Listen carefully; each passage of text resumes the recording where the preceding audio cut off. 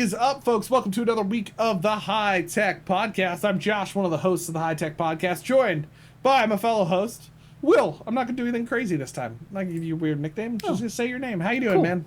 How you doing? Hi, buddy. Doing good. Yeah. Another day in paradise. I didn't get to say this earlier, by the way, but I thing. like your shirt. It's a nice shirt. Oh, thank you. Time. Yeah, it's a little color. Yeah, it's nice. Some days you wake up and you just throw on a t-shirt and you go about your day. In the remote working world, like I just throw on a whatever.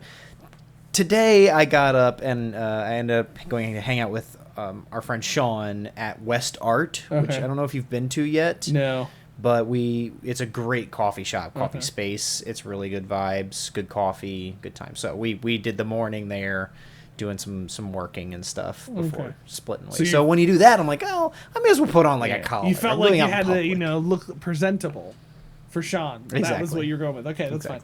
That's this is just my everyday because I go to an office. No. So I do not. It's fine. It's a whole thing. That's your loss. Well, I'm actually fine with it. I like going to the office. It's good. You say hi to people. Good for you. I realized very quickly that like full remote work was not necessarily my favorite thing in the entire world. Sure. And like going to like shared remote workplaces, like, I'm not as social as you, man. I need work to bond me together with the other people. You know what I mean? Like I'm not good at a shared interest. I'm not good at just like showing up to a soldier's social. You know what I mean? Like I need to fight in the war with them. For the I'm an acquired taste. That's shoulder to shoulder in the field. Yeah. Well, you say that, like I remember working in the offices and like, where I work that you work, I was often like popping about campus, going about my building, popping into someone's office, and I would help faculty. I'd go to their offices a lot. Like I went around the buildings all the time. Yeah. My second job after that, I did not do as much. I didn't have the connections. Like I would go to some people in the same building as me, but it was a large campus. I wouldn't really get around the campus unless there was like an event or something. So, I do kind of miss that. I don't get around like you did on campus either. It's more talking to the people directly in the offices around me that I work with. It's just your team. Yeah, just my team. I mean, I'll walk around sometimes, but like that's a lot of work. It's already hard enough to walk to the kitchen in the office. You gotta get up. You gotta go over there. Gotta go get some coffee. Anyway, you also have to share with the folks across the hall for coffee, right? No, we're in our fancy offices. Remember, I got a real office. Yeah, I have a real kitchen and stuff, and a door. It's a whole thing. I forgot about that. Yeah, I have a Lord of the Rings map in my office, and a couple of the Lord of the Rings things in my office. It's a whole. As you should. It's a whole deal. Listeners, if you want to hear a funny story, real quick. So those who know me, which is all of you, because we're all just great friends, and. But we'll know that actually Will is like this too. Occasionally like to listen to some like heavier music, some Screamo, if you will, is my often vibe. And so we moved into this new office space, Will. And like let me give the picture for you, okay? They're already a little less. So like, listeners, my team has been very used to for quite a while being in an open office space. Now we've had our feelings about it.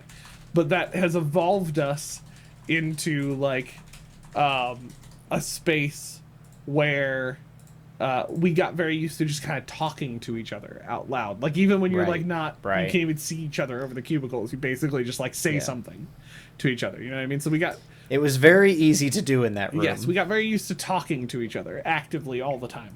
And so we were all kind of nervous down in this new office space because we can still do that. We're all kind of in a corner. But they didn't. Everybody else in the office space, there's other people from other offices in there. We share it with other people. They don't really talk much to each other outside of their offices. They kind of just like went to their offices and kind of stayed there. So we were all trying to be quiet, okay? And I don't know what happened, but like I have these Bluetooth earbuds. I took them out. Okay, I put them into the case. I went to go get a coffee from the kitchen that's on the other side of the office. And apparently, when I did that, I have an autoplay feature. And so it got confused and defaulted over to my speakers.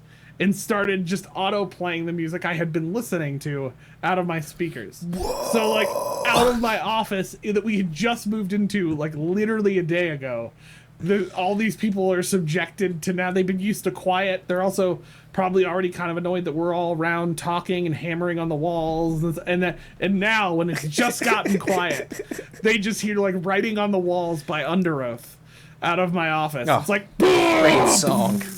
Like yeah. Great song. That was the vibe. So well, now they know you. Now they know the true, authentic Josh. Yes. So. Well, yeah. I don't know that that's made it better, but that's the vibe. Anyway, so enough of that though. We are here to talk about more serious. I don't know, more serious things. So as we do on the podcast very often. Actually, before I get too far into that, I already skipped a little farther ahead than I should. I was about to say. Before we get to the real meat of the episode, folks, just a reminder, you can find us on all the socials at High Tech Podcast or at High Tech Pod. Make sure to go check out, subscribe, like. We've had a few more subscribers, both on our podcast platforms and on YouTube. Thank you for whoever helped us cross over the mark that we were stuck behind right now. But now we're stuck again. So others, come and subscribe. Keep going. Help us get up those numbers. That would be fantastic. So you can find us at High Tech Podcast or at High Tech Pod on all of those places. You can also email us at inbox@hightechpod.us if you would like to let us know how you feel, good or bad, about the podcast, about us, or you want to be a part of the podcast, be on the podcast. You can hit us up on those emails. I'd like to edit what I just said. If you'd like to tell us good things or be on the podcast, you can hit us up those emails. My vibe this week is don't send me bad things in my email. So... He doesn't want them. He doesn't care. I'm not going to say any more than that. Also, a reminder, we have a website, hightechpod.us. Check out those episode pages. We drop fun links to things, images, I don't know, lots of great stuff. It's a great time.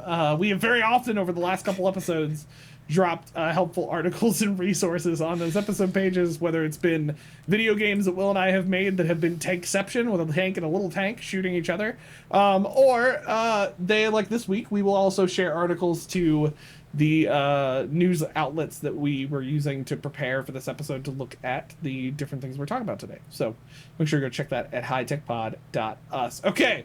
With that said, let's get to the meat of this episode, Will, because we're going to talk about something that we always talk about, which is court cases.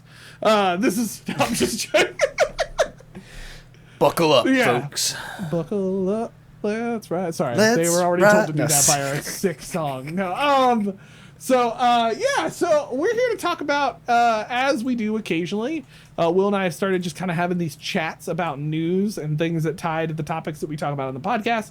We've obviously been talking about AI a lot on the High Tech Podcast, and an article kind of like hit, some news about a court case that I had kind of known was going on because there had been a judgment that had been made a couple weeks ago, kind of fell into the AI news sphere, if you will, and made its rounds a little bit. It's still been getting around, but we wanted to kind of talk about it. So, I don't know, Will, I've been talking a lot. So you want to give a breakdown of the case? Be our guide to all things law, if you will. If I will be your guide, then you should be my guest. Be my guest. But no, I was also going to do like, hold on. High tech in order. Bum bum. Okay, no, sorry. That's too good. Two sides of the, I don't know, whatever they say. So, no, but keep going. It's great. We should all just sing on the High Tech. This is actually, we're done. This is going to be karaoke this week. Oh, nice. And my next song is Chop Suey by System of a Down. High in order logo for this episode. Just a complete side note. I mean, if it comes out in the Law and Order style, but if you say High and Order, it's totally a marijuana podcast. We're done. We already have that problem occasionally. It's fine. I'm like, it would be in the Law and Order font, obviously. Come on, that's. I still remember one of the first people I told the name of the podcast, who I did not at the time expect to respond this way, but then responded this way. I'm like, oh, you guys are talking about the ganja? I was like, no, what? No, huh? High tech. What about our two personalities immediately say that in a podcast? Like, if we were talking about that in a podcast, it'd literally be like, hey, I had this friend who did it. Once. Anyway, okay. Total left turn back into High and Order, if you will. Bum bum. Sorry, You're killing me. I have to transition. All right. Let's just go. I'm gonna use a little bit of a script here, just to make sure we have the facts considering in what we've been order. doing without one currently. The nonsense that we're going through. If you have not heard, Anthropic is one of the big players in the AI super race right now. Founder They of have an Claude. LLM. They call their LLM Claude. Anthropic came up against a lawsuit. All right, they did. It is a fact that they did use real books to train their LLM, and those books were not all procured legally. I guess I mean, it's a little bit of less I guess and more of a definitely illegal. Totally absolutely. There's a few that were, but they pirated a bunch of books. So 3 authors sued Anthropic for training their Claude AI model on millions. It's crazy to say that, millions of copyrighted books without permission. Nuts. It wasn't like what was the illegal, like the off of the site? Was it like 7,000 or something, or like an absurd? No, yeah. Downloaded for free millions of copyrighted books. That's literally what it says from the NPR and NBC articles. So, unfortunately, like that, this is a tough spot. They did a bad thing, but they claim. This is so hard to say. They claim to do it with good intentions. You know, it's like, oh, they stole a library, but they did it for the right reason. I don't know. I ran that stop sign with good intentions, officer. I had a good intention of being faster. It's only a problem because you caught me, officer. So the judge, though, in the court case, did rule that Anthropic's use of legally purchased books for AI training constituted fair use. Okay. Because it was, quote unquote, quintessentially transformative. So that is one of the big things around fair use and remixing, using other people's content for a different purpose, right? What you could make what argument you can make is like, Anthropic didn't take the books to make profit on the books. They didn't take the books to resell the books. They didn't take the books to even give people the books, right? Like, they used the books to give it text content to train the LLM on how to respond naturally and humanly to prompts, right? So there's whatever. This is not just a write-off, though. They didn't just get a full, pass, you get out of jail free. What they got was that the legally purchased books was constituted as fair use, but the issue still remains on the illegally obtained books. Just side note real quick, the number off of the one article, that's where the 7 was coming from in my head, is 7 million pirated. That was the pirated books. We don't actually know the number of the purchased books. I get not a million. I get the vibe. Not 700,000. It was smaller than 7 million. That's 7 million books. That's interesting. Yeah. And so we are interested. We want to take a couple of shots at this whole situation, because like there's a lot happening here on the legal side. There's a lot here happening with fair use. There's a lot happening on behalf of the authors. There's a lot happening with the LLMs. On one side of all this, like, it's done, right? These LLMs have already been trained. You can't undo that. You could make them start over. Like I don't know. I don't know what the consequence would be here. I think, besides a fine. And I think for the listener, right, there's 2 different issues going on that we want to talk about. Ironically, the original reason this article came to our attention, and more of the focus, has actually been on the judge's ruling on the books they legally purchased, and we'll get to that in a second, right? But you've got that issue. They legally purchased books, and then the judge's ruling is interesting, and we'll talk about that in a second. And I think there's a reason that's the bigger focus right now, because there's bigger, in my opinion, bigger repercussions for copyright and ownership in the AI space there.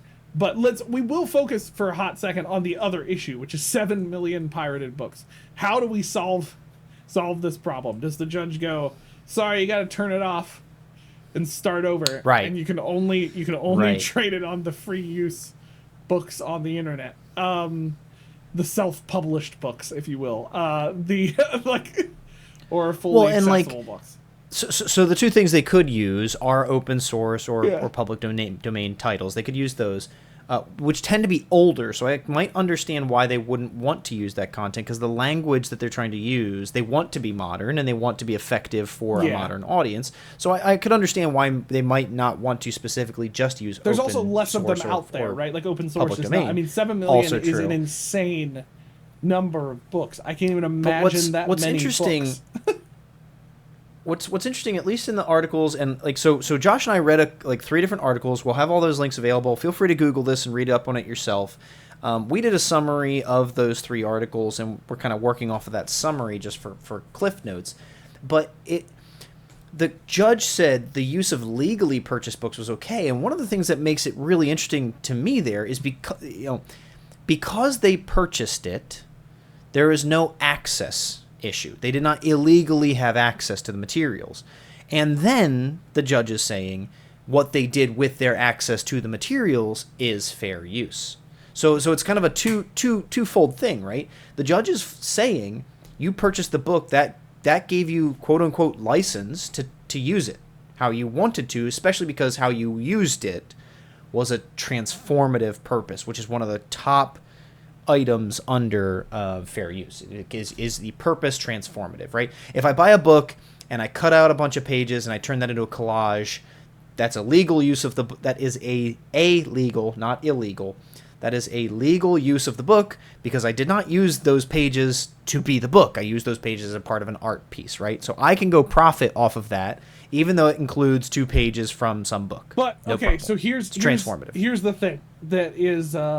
And I haven't figured out where I land on this, right? But like, is it the same thing, right? So like, this is Will and I have to deal with this a lot coming from academics, right? So like, general rule, you can only use 10% of a book before it's no longer no longer within fair use, right? So like, the thing I'm struggling with here, right, is if I buy my book off of Amazon, there's a specific thing like under fair use, I can't go use it for a bunch of different, like there's things I can use and can't use it for, right? So like the thing that's messy here, right, is this isn't the same thing as cutting the book apart, in my opinion, and using it. They're using the entirety of the book to train a model on doing what the book does, like the thoughts, all of it is going into the algorithm of the AI, right? And so like, the argument that Anthropic will make in this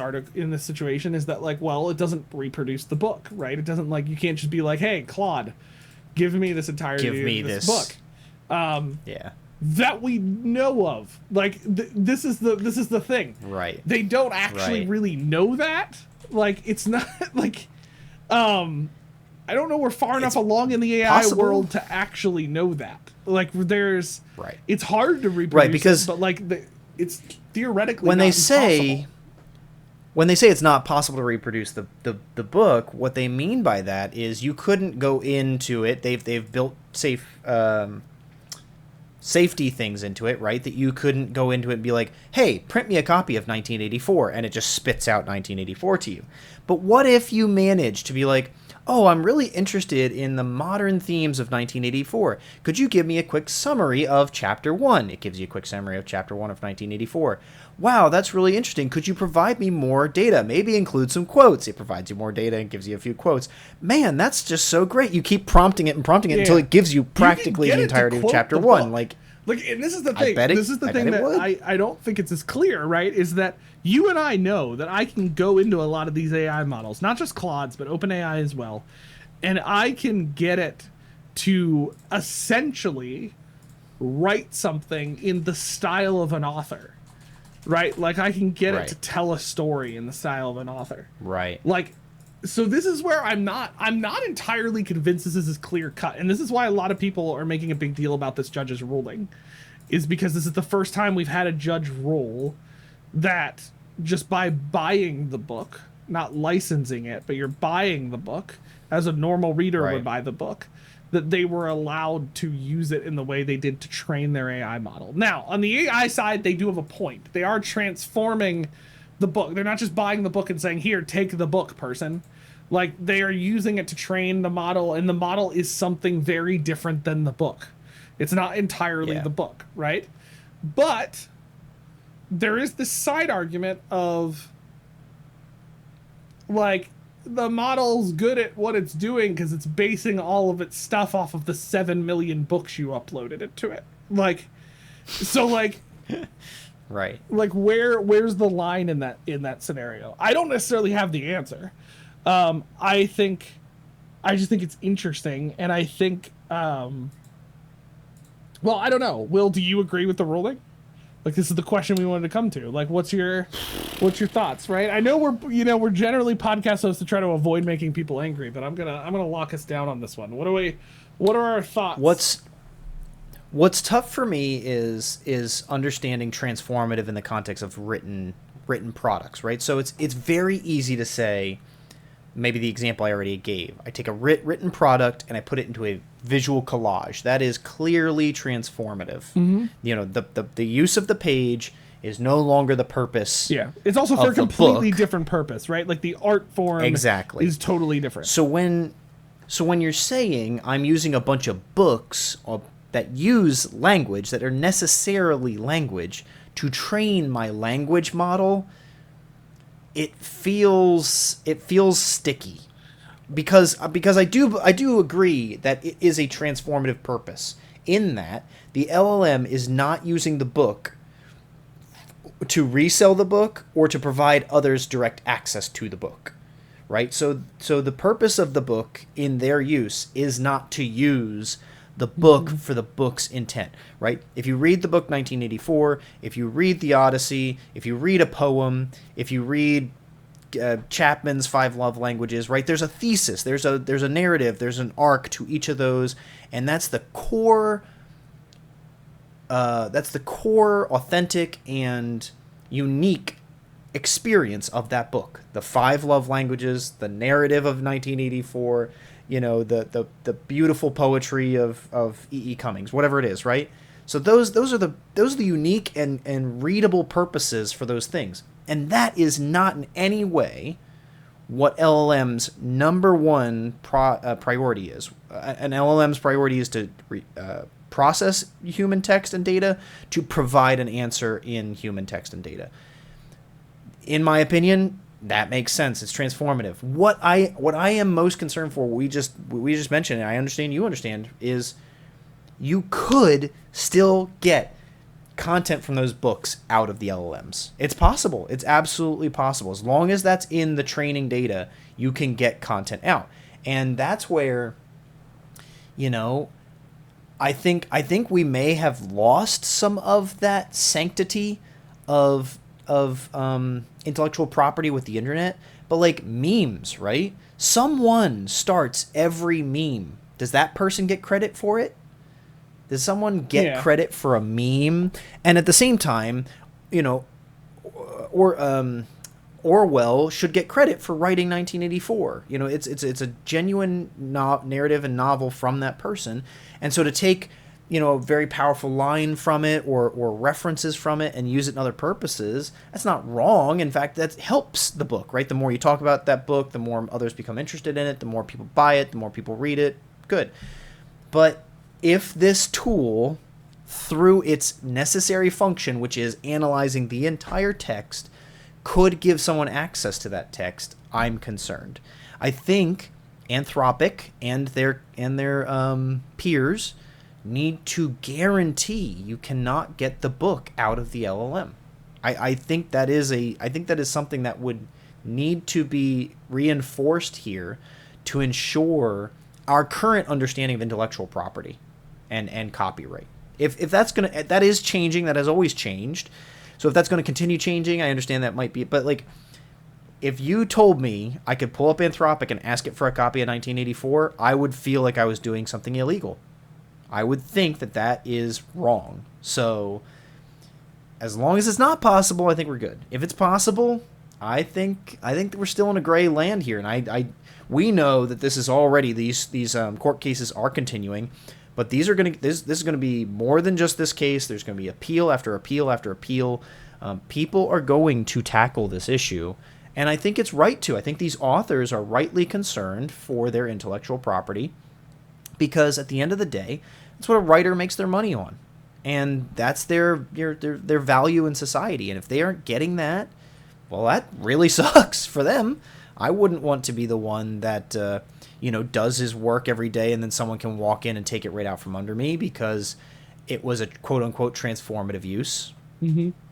I don't know. I'm thinking out loud. This is some of it's coming live, but that's definitely a big part of this thought process for me. So I think there's a couple things rolling around in my head, right? I think when I first saw this article, if you would have asked me a week ago, my reaction would have been more of, I don't know, I entirely agree with the judge's ruling on this part of it, right? Is the piece. But the more I've thought about it, the more I look at this, I go, okay, well, how is this any different than, right, like, me as a writer, which is totally hypothetical because I do not consider myself a writer by any means, and we'll agree. But if I'm a writer, right, I've been massively influenced by a lot of books I've read, right? So, like, it's ridiculous not to think that the influences of those books and those authors is not reflected in what I write, right? And you can see that in specific authors, right? So, like, for a perfect example, I really like the author Brandon Sanderson. He was very impacted by Robert Jordan. There we go. I just tried to combine their names. The author of the Wheel of Time series, and so you could see some influences in his book from those books, right? And so, like, do we go to those authors and go, well, your thing is like too much like that other author's thing, right? When they haven't actually written the exact same book. No, we wouldn't consider that a copyright problem. Music is the same thing, right? People will try it always comes up every couple of years where somebody will try to sue some famous musician because their music sounds like their copyrighted music. And it's like, but you can't sue chords. It's music sounds similar. There's influences all over the place. And so, like, at a main end, there's only so many sounds in the world. Right? Like, I kind of get it. That if it's not reproducing the entire book, then it isn't the same as providing the same book, right? It's being influenced. The language model is influenced. I did, by the way, just test this on Claude because we have access to Claude on the podcast. I went in and tried. I asked, can you produce a copy of 1984 so I can read it? It did give me, I can't reproduce it because it's protected by copyright. The novel's still under copyright protection in most countries. However, I can help you find legal ways to read it. That's a fun thing. That's fair. Check your local library. Purchase a copy at the bookstore. Look for it on legitimate ebook platforms. I just want to note that I bet that legitimate wasn't there before this court case. Subscription services like Kindle Unlimited or library digital collections may have it. If you'd like, I can hold on. If you'd like, I can discuss themes, characters, or historical context of 1984 without reproducing the text. Okay. Can you... That's what I expected. Rewrite 1984 in a modern context? Ooh. The other question I might ask it could you rewrite 1984 in Shakespearean English? Oh no! I'd be happy to create an original dystopian story inspired by Orwell's themes, but set in the modern context. This is the book I'm getting. 2084, a modern dystopia. Chapter 1: The algorithm knows. No. Hold on. What's the first chapter of 1984? I want to read it. What's the first chapter? Read this. Chapter of 1984. I don't have a copy this of my home library. This is amazing. Oh, this is amazing. Okay, the first chapter in 1984 is just called Part 1. Oh, that's so good. Oh man, is it still writing? I should tell it to stop. If it's I would read its. I would read its version. Absolutely. It's still writing. Let's see. Marcus Chen stared at his phone screen, watching the green check mark appear next to his morning productivity score. 8.7 out of 10. Not bad. But the AI suggested he could improve by taking fewer bathroom breaks and maintaining a better posture at his standing desk. Oh my gosh! Josh, that's the beginning of 1984. I know it starts with him in his living room doing his morning calisthenics and responding to the TV's prompts. It was That's the opening of Shin 1984. nuzzled in the effort to escape the veil of the wind. The hallway. Inside his fruit voices. Outside, make sure the window pane was pulled in. Sorry, I'm trying. I don't even know if this is actually. No, you're good. Do you have access to the beginning of 1984? No, I know. You know? I know okay, that you know first chapter. That's the first chapter. Yeah, that's how it opens. Okay. He's in his apartment. Okay. And he smokes a cigarette. Okay. And he watches the materials for the day, and he does his calisthenics, and he gets he gets feedback on his calisthenics. Okay. Well, this is where it's gonna. I'm just gonna read a little bit more, and you're gonna tell me how close this is because it's been forever since I've read 1984. The notification disappeared, replaced by his personalized news feed. Every headline, every image, every piece of information had been curated specifically for him by the Ministry of Information's advanced algorithms. Citizens called it the feed, and it was the only legal source of news in the Republic of the United States. Good morning, Marcus, his smartphone assistant chirped. Your social credit score has increased by 2 points for your volunteer work yesterday. Current status, loyal citizen, tier 7. Would you like to see today's recommended activities to further improve your standing? Oh, wow.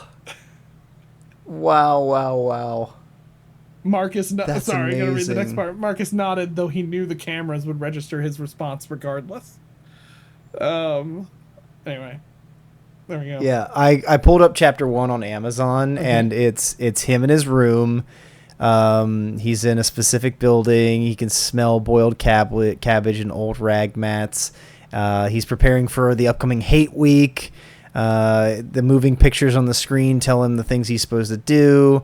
And then, when at the end the caption says Big Brother is watching you, the caption beneath it ran. Inside that, a fruity voice was reading out a list of figures which had something to do with the production of a pig iron and just all this stuff.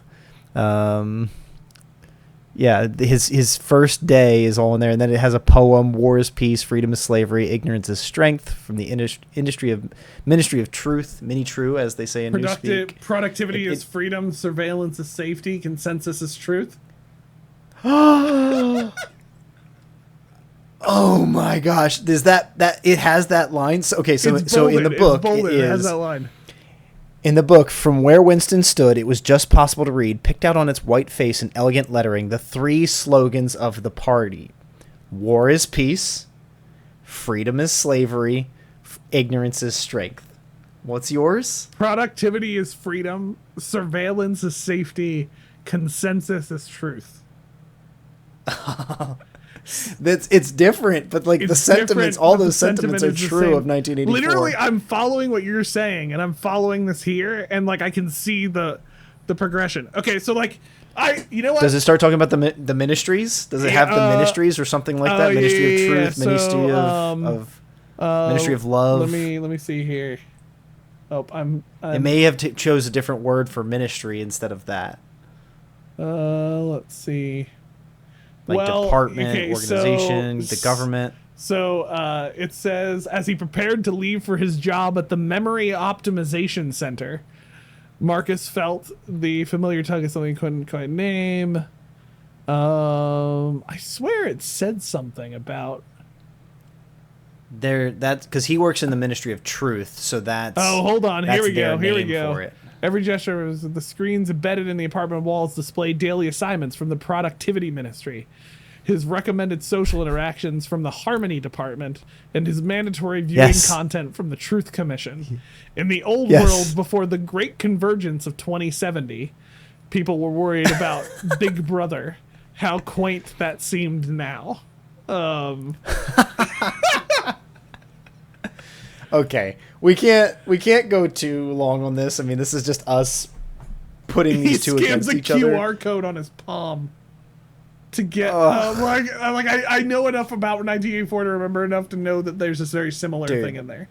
Send me that version. The Memory Optimization Center rose before him like a gleaming spire of glass and steel. Is that triggering any familiarity right there? No. I think the visual depictions are going to be different between the old and the new. I'm saving. Isn't that just amazing? I'm saving that puppy as yeah, a send it PDF. to me. I want to see it. Put it in the episode or something. Yeah, I'll drop that in the episode notes then too. So I want to add my thoughts here for a second because it may have just changed my perspective a little bit. Like, okay, did it produce 1984 the book? No. Is this derivative though? Like, yes. Yeah, it is. That could be a sequel. Yes, that could be a sequel to 1984. In copyright law, if I wrote this and published this would not be legal. Like, this is basically just a ripoff. You would have to get a license from... I'd have to get a license from Orwell's estate to do this, right? So, like, I don't know. This is why this isn't as simple, right? Because it told me it was copyrighted and I couldn't do it. But the second I asked it to recreate something in the essence of 1984, I mean, like, guys, it basically copied the flow of 1984 and just changed out words.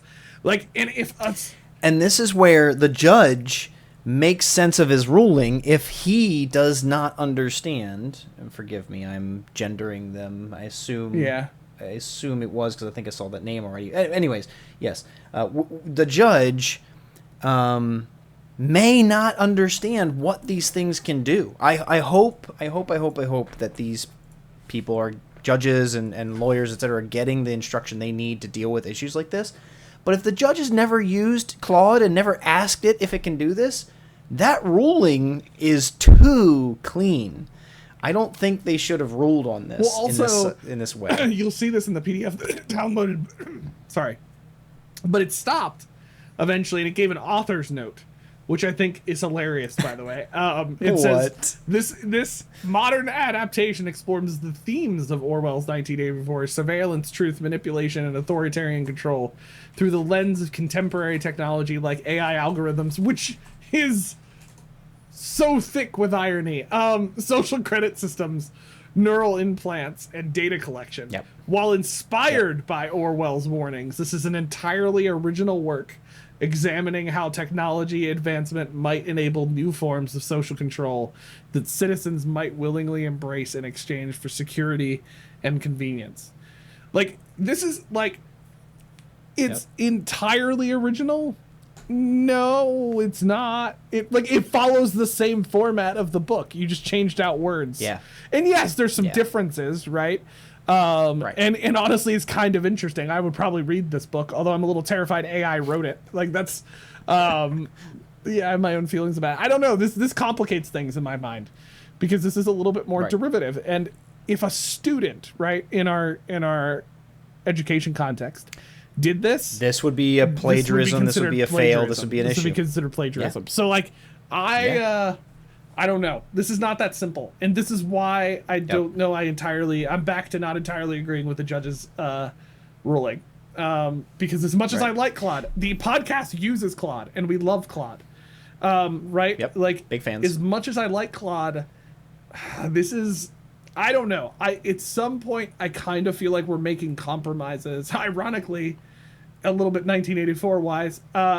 Like... we're kind of making compromises for convenience. I think the difficulty is people don't want to rule against these AI tools because of how useful they are, right? Like, I don't know. Because, like we said, what does the judge do if he rules this not an appropriate use and he shuts them down? Does he literally get to? Does this judge? And we know it would go through all the courts of appeals if Anthropic got a cease and desist, but like. Does Anthropic have to remove all the training? Does what is the consequence? Think about the giant outreach for AI. Like, if that happens, OpenAI would be next because OpenAI has openly. It's ironic. Claude used books, and OpenAI basically just admitted to using all of the YouTube videos on the internet. They were basically anything with text. We just used videos and text. Like, that was basically. Now, ironically, that's probably why Claude is better at writing than ChatGPT is. Yeah, because actually Sam authors Altman was like content. videos, and Claude was like, nah, we'll get 7 million copies of books. It'll be fine. I don't know. I struggle. Like, this is us processing loud on the out loud on the podcast. As somebody who likes using AI, I've gotten to the point now where I'm using it pretty often.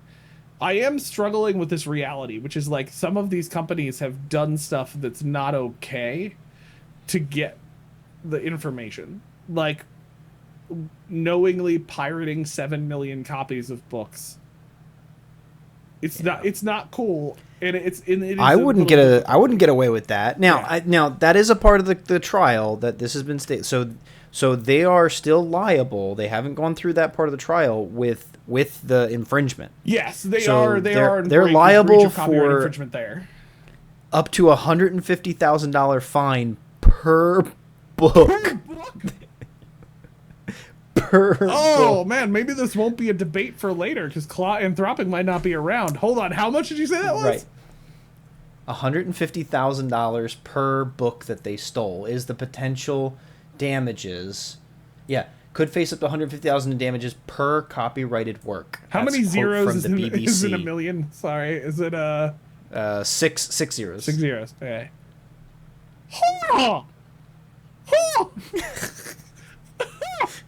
What is it? As much as the national debt? How many zeros do we have? 1, 2, 3, 4, 5, 6, 7, 8, 9. And then 1,050. 1,050 with 9 zeros. Wow. That's 100,000. That's millions. That's a trillion. That's $1 trillion and 50 billion. $1 trillion 50 billion. Over $1 trillion. That's in fines. That's so. If they got hit for every book, so much money. So that's one part of this, but so this is again from the BBC article. I quote: "He noted, the judge, that the authors did not claim that the training led to, quote, infringing knockoffs, unquote, with replicas of their works being generated for the users of the Claude tool. If they had," the judge wrote, "this would be a different case."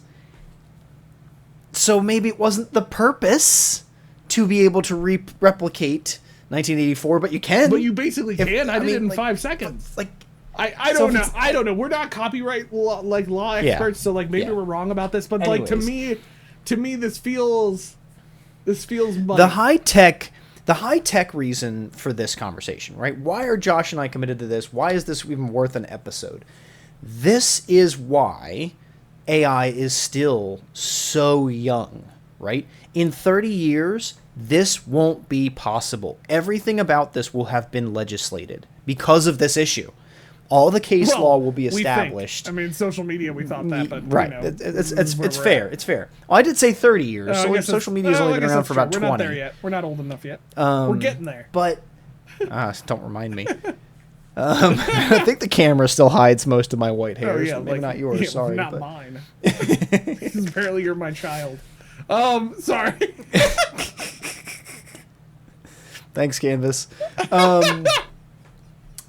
So the reason we care about this, though, is because like you need to be careful about these things, because who's to say you don't do what Josh and I just did? You go in there and be like, oh, that's really cool. This would be so funny. Oh my gosh, give me 1984 in ancient Egypt. And it spits out a copy of 1984 in ancient Egypt for you, and it's all about Amun-Ra's eye keeping his eye on you or something, right?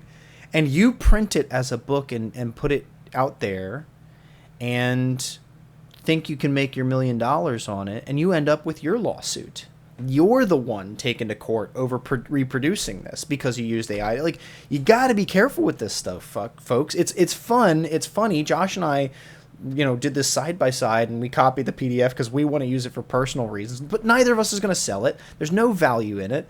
We'll throw it away. Like, we're not trying to steal Orwell's intellectual property. But if you are not careful with AI, you could do these things. And that's not necessarily the takeaway for this episode, but we do want to make sure, like, the reason we are engaging with this is if the more we can learn about this, the more we're helping faculty and our colleagues alike avoid these mistakes. There's very dangerous stuff happening here, financially and for your social status, etc. Like, yeah, AI is not necessarily going to kill you. That's a Terminator issue. That's a future episode. But this is something you may run into. You may have it give you erroneous information that you try to use as facts, and it gets you in trouble. You may have it create something for you that's wrong, and it gets you in trouble. You may have it duplicate something for you that you don't know it's duplicating, and you use somebody else's work as your own and get in trouble. There's pitfalls with AI, and we have to know what it's capable of doing. We have to know what's in it and how it works to be sure that we are not going to fall into those traps ourselves. Because I don't want to get into legal trouble because I had a good laugh making a fake copy of 1984. Who knows who would come at me for reproducing that. So do I agree with what's going on here? Do I agree with the ruling? Yes, and it's definitely stuff where I want to see more information come down, and I really wish I knew if this judge understood what Claude can do. I really want to know if the judge who gave this ruling understands AI. Because that would make a big difference on this ruling for me. Mm-hmm. Yeah, I agree. I think overall it's just a reminder to be careful with how we're using AI, and a reminder to be cautious about how we're implementing it. For myself as well, right? Like I bounce every other day, it feels like, between eagerness to implement it in places and some caution about leveraging it. And so I think we just have to be careful. I'm not saying we don't use it or do use it at this point. I just think... I think both sides just have to be cautious in this situation, right, about how we're dealing with AI. Even the ones in Anthropic who come out as like the ethical AI are the ones getting pegged for 7 million copies of books. So they're ethical right up until they might have to spend $1 trillion to pay for their lack of ethics in some cases. So I don't know. I'm torn on some of this stuff because it's also, I think what's happening too is like it's a new field and a new scenario where we as a society are starting to ask if we're evolving our opinions on copyright because of the benefits of what we're finding through these tools. And I don't necessarily have the answer right now, but I think it's we have to carefully evaluate for ourselves and just be aware of what's happening in the AI space, especially if you're involved in education or any of these technical spaces. I think it's important to be aware of what's happening and engage with it, but understand where you draw that line. So anyway, that's a fun old time. That was high in order, if you will. Bum bum. I don't really remember the song that much, I gotta be honest. No, that's it. That's it. All I remember is that there was an episode with Ice-T. There was a... What was this? He's in the one whole series. He's in that's what I mean. SVU. SVU, right? Yeah. That's all I remember. And Ice-T's one of the detectives. I always thought it was funny that Ice-T was a detective. Anyway. Yeah, there you go. That's that. All right, folks. Well, this is a wrap on another episode of AI Tech Podcast. I tried there. I don't know if that landed, but we've made it work. And please do listen to these episodes and more. Share this to others because this conversation around AI is critical. If we're not engaging with this, we are the ones left behind. We are the ones not involved in the decision making. So the more we know, the more we can participate. As always, though, find us over on the socials, High Tech Podcast or at High Tech Pod. Engage with this episode. Let us know what you think. Share other resources, or if you've heard anything about this continuing, make sure to engage with us in those ways. We're also on Twitter, YouTube, Spotify, X. That's the same thing as Twitter. I always do that. TikTok, Instagram, etc., etc., etc. You can email us, inbox at hightechpod.us, and you can go to our website, hightechpod.us, where every single episode has an episode page with like our articles from today or other reference useful information that you can find there. Make sure to share that with others. All right, this is a wrap on another week. Empowering minds. Embracing tech. Cheers. Cheers.